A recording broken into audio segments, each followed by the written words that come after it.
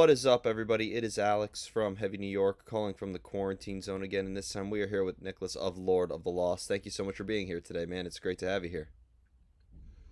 Thanks for having me. Yeah, it's so cool to have you here. We got the new album Judas coming out very soon. This is a great album. Was the original intention for to just create a direct continuation from what we heard off of Thornstar, or is this like a new start and you took a new approach with this album? Oh no, this is something completely new. Yeah. Yeah. Was there like a preconceived idea of what you wanted it to sound like, or?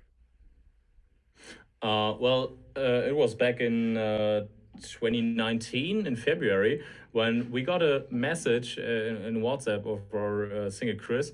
Um, when he wrote early in the morning, "Hey guys, I just woke up and I had a dream, and I dreamed about the new album and it's called Judas and it sounds like this and this and this," and we all were like, "What is wrong with you?" And he already had this things in his head, and we started to think about it, to brainstorm things together, and in June last year we did a songwriting camp. What we meanwhile do for every album. So we take 1 week, put the whole team together, all of the band, all of the crew, and some friends, and we wrote the whole album in just 1 week, and or the major part of the album. We were about 16 peeps, and we were packed into teams, which were three peeps every day, and it was every day changing. So you were every day in a new team with working with new peeps, and we just did it.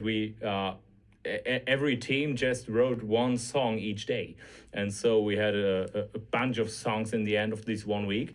And there was one major thing that we set in the beginning. That was a special guitar effect. I don't know which company it was, but it's a plasma pedal. I don't know. It sounded just, yeah, it's some brutal, super cool guitar sounds, and that was the only thing what was fixed from the beginning. We just ordered a couple of those, and everyone who wrote a song had to do it with this guitar effect. And so in the end, we had, I don't know, more than 30 songs, and we just chose the 25, 24 best ones, and they are now on the album. And the good thing was they already sounded like an album because they all had the same sound. And being that you kind of like divided into different like songwriting teams with this, if somebody were to really get to know these teams, would they be able to tell which who wrote each song in a way? Like, did you all kind of have like your own identity that you expressed in each song? Um, well, yeah, of course. It was, I don't know how to describe, because that's really difficult because there are so many peeps together, and everyone is coming from with different backgrounds and from different styles and so on, and to put all these together was really, yeah, not easy always. There were a lot of songs, for example, we wrote, and it was just a normal working day, like beginning at 9, having breakfast together until 10, and then everyone is going into the teams and working, and coming together at 4 p.m. Then having lunch together, going back to teams, working, and at 6 p.m. we had a presentation every evening to all the others, and it was pretty often that we had the thing. We heard a song and it was like, yeah, it sounds awesome, but this is Gojira. This is not Lord of the Lost. What did you do? Um, so that's pretty. Yeah, pretty. I would call it deserve. Can I call it deserve? I don't Yeah, know. My English is not the best. So that's fine. yeah. But it's really cool that like this wasn't just like the making of like another album, like to continue the record cycle or something like that. It almost seemed like that there was like an epiphany that sort of sparked it, and it sounded like it came together both very organically but also very structurally. I think you had the best of both worlds with it. Yeah, absolutely. We had one big challenge we gave ourselves. We did not want to use any any electronic sounds. It should all be natural. That was the main thing for us. So every instrument you hear on this album is a real instrument. So if you hear a church organ, then we took some days in a church in Hamburg and recorded the organ. And if you hear strings, we recorded the strings in Bulgaria. We wanted to have nothing synthetic. It should sound all natural, That's because very I think impressive. the whole topic is somehow some natural. That's very impressive, and that's a breath of fresh air to hear because especially with what people could access in Pro Tools and through all these different Yeah, digital programs and through synthesizers, it's almost too easy. But I could tell that this was very authentic by listening to it. Like there was no that's cool. specific plugins incorporated into it. Like I was asking, where did they go to record this? What church were they in? What like I We want went everywhere. yeah. Yeah. I'm not asking, oh, what plugins did they use or what synthesizer did they use? I think people Yeah, and that was the intention. We just wanted to have something what only we would have. No one else can have these sounds except you're going out and record it yourself. But for example, we recorded the drums, of course, in real in studio, but we did it just as additional stuff because all the drums were already set with samples we recorded by ourselves. So we had one day I went with our sound engineer Benny. Um, we went to a mall near Hamburg on a Sunday when it was completely closed and no one was there, and we had big rooms and so on, and we just recorded everything what just sounded like a drum. Of course, we recorded drums, but we also did some road signs. I smashed some what is it called? Those wagons in a mall you put your stuff in. shopping I carts. just smashed it into each other, and so we did so much great things. I think in one song, I don't know which song exactly, but in one song there is the door of my car is the bass drum, Oh, that's for pretty example. cool. I was telling so people I was telling people that so it's oh, you were saying yeah. yeah, just like Yeah. in New York City, we always have those jackhammers going off because they're always doing road work, and I'm like, everybody's annoyed with Yeah. that. I'm like, those are blast beats waiting to happen. It's just so yeah. So You're right. it's cool how you use multiple noises to your advantage. It almost seemed like even if there was some background noise bleeding through the microphone when you were recording, you were able to use it to your advantage. Yeah. Yep. Now, you came into Lord of the Lost in 2017, right? So Thornstar was your first Yeah. album. So when you joined Lord of the Lost in 2017, were you kind of like allowed to bring in a little bit of your own mix into the band, or were you kind of looking at Yeah. albums such as Fears or Die Tomorrow and being like, okay, this is how I have to play. This is what needs how it's supposed to sound. Um, no, in general, I was totally free. Of course, if I'll play that tomorrow or 6 Feet Underground or whatever, of course I play the beat of the song, and of course there are some major fills, drum rolls and so on that have to be played. If I don't play the tom the tom beat of a Die Tomorrow, it's not Die Tomorrow anymore. But everything around, I was totally free because we all know each other already for 10 years now, I think. Yeah, it was back in 2011 when we met up the first time. So that the guys had so much trust in me and my musicality that I was totally free in everything. That's really great to hear. And it's cool that you also pay respect to the original stuff, but you also bring in your own stuff as well. And being a drummer, I was curious because, the drums is the most important instrument in any genre of music, whether it's smooth jazz or it's grindcore. Like, it's very, very Yeah. important to, keep the beat and hold it together. Do you sometimes have a whole drum pattern written down before there's any music involved, or do you prefer to have music before you start laying down your own rhythmic contributions? I always prefer to have music. Yeah. I don't like to have a drum pattern and then put something on it. No, no, no. For me, the um, the drums have to play for the music, not Yeah. the music for the drums. Well, you could be honest too. We're not going to talk shit, but when somebody presents the music to you without drums, how off time is it sometimes?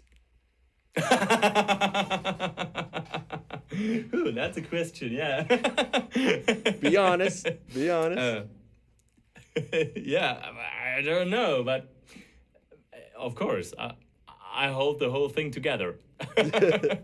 Yeah, I was saying I was interviewing a Dirk from Megadeth before, and because he's Yeah. been in so many bands, and he's just like, be honest, when they present that, the people with their blast beats and their great vocal melodies, it's all great, but you super glue all the parts that are pulled apart together. So Of course, yeah, absolutely. yeah, and do you feel that drumming is also too very much like a memory game as well, or like? I mean, I'm not a drummer, so forgive me if I'm like, if I sound rather ignorant, but there's no way in hell when I'm watching a drummer play live on stage, they're going all out with everything. But like, are you hitting the tom always at the time that you recorded it in the studio? Or are you always hitting the cymbals as you are in the No, studio? Yeah, no, you change things up live, right? no. Yeah, it's it's on tour. It changes from day to day. Sometimes it's just what I just said. There are a few major parts that have to be played as they are. Of course, I mean if you play "In the Air Tonight" from Genesis, Phil Collins, uh, without the gung gung gung gung gung gang gang, it's not a song anymore, of course. But all the other things and fills, and sometimes also some beats and little noises I do while playing, not by myself with the drum kit. They change from day to day. It depends on how I just feel like. Sometimes I think, okay, today this will be cool. Yeah, so I don't play every time the exact thing. Yeah. No. And some people have like said that drums isn't a very emotional instrument because there's no melody incorporated in it, but I think if you really listen closely, you could tell that there's a certain emotion or energy that's channeled into it just by the way you play and just by the, Yeah, different elements you're you're you're incorporating. the drummer is a super mighty thing, because um, it depends on how hard you're hitting and how loud you're playing and which with which sounds you're playing. You can make every cozy ballad thing to a super heavy song, and you can make every super fast super heavy song super boring. So Yeah. it depends all about what are you doing. And so I think the drums are super important and super mighty. Absolutely. And on top of that, with Lord of the Lost music, even before Judas, like I've always thought that Lord of the Lost music was relatively experimental because there's elements of like rock, of real dark ambient rock, but then there's some elements of industrial incorporated in there, Yeah. and so much like do you almost feel that maybe like depending even on the song you're playing, it almost calls for like a different type of technique even? Uh, Sometimes, yeah, but different techniques. Yeah, sometimes, of course, you have to. Yeah, Yeah. because this band is so in sound and music. It's so super diverse, and I mean, for me, it's the second album with Lord of Lost, the second rock album. We also did the Swan songs things, which are classical songs. Um, but for me, it's the second rock album, and all the albums before are so different. And it's just what you just said. It's so super diverse, but it's so you can take the album From the Flame into the Fire. It's super brutal for Lord of Lost. It's not super brutal if you're a death metal fan, but for Lord of Lost, it's really brutal. And then you have the older ones like the Fears, which is yeah, some goth rock stuff and so on. And that makes that was a thing that I was always um, what is in English?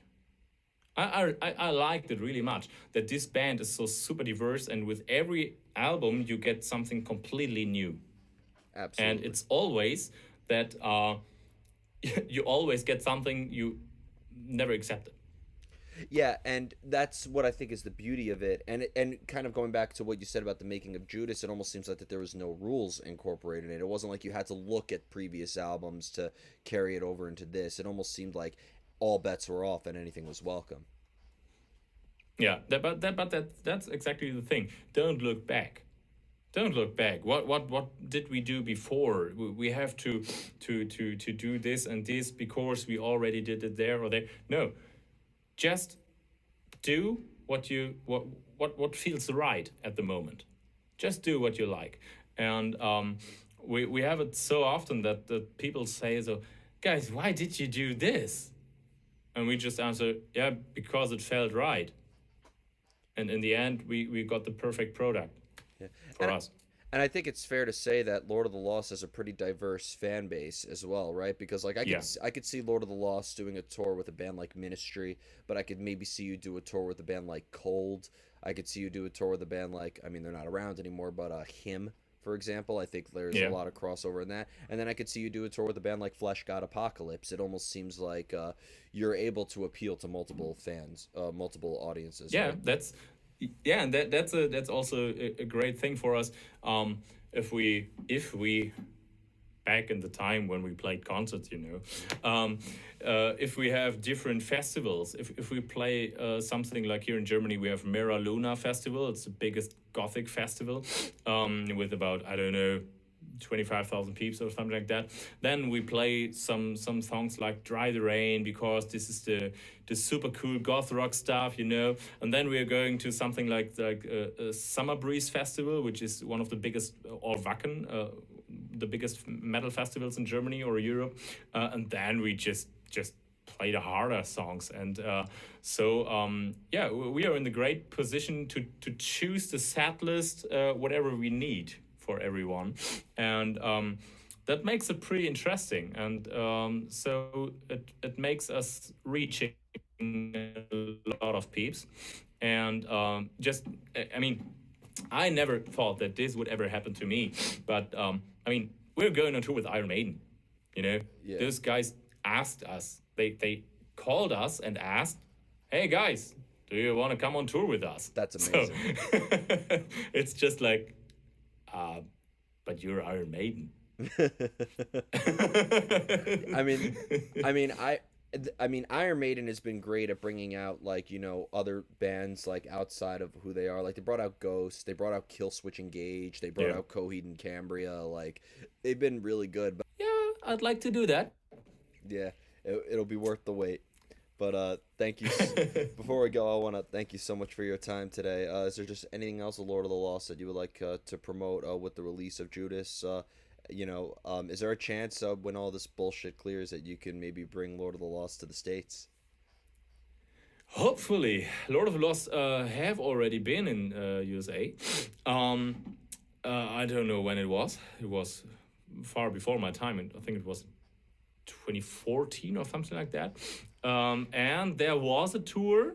It was planned, which should take place in 2017.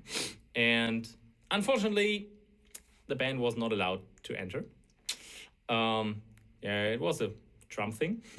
And yeah, there were so many bands which were suddenly, out of a sudden, not allowed to enter the States. And everything was planned for more than 9 or 10 months. And suddenly, the government came up with, hey, we just need some documents. And we said, yeah, but we already sent it to you 6 months ago. Yeah, but there was just one cross missing.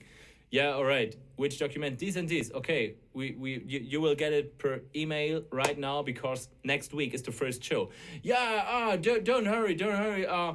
You have 4 weeks to do that. Yeah, but the show is next week. You have 4 weeks. Yeah, okay, thank you. Yeah, We just were not allowed to enter. fuckers. And the good thing was we took that time, or the band took that time. I was not with the guys at the songwriting camp for Thornstar, but they took the time when they usually should play the US tour to write Thornstar, and so it had a good end somehow. Everything always works out. But hopefully, yeah, one day in the States. Yeah, we'd love to have you. But thank you so much, everybody. Lord of the Lost. Be sure to check out Judas coming out this July on Napalm Records. This is Alex from Heavy New York, and we will see you next time.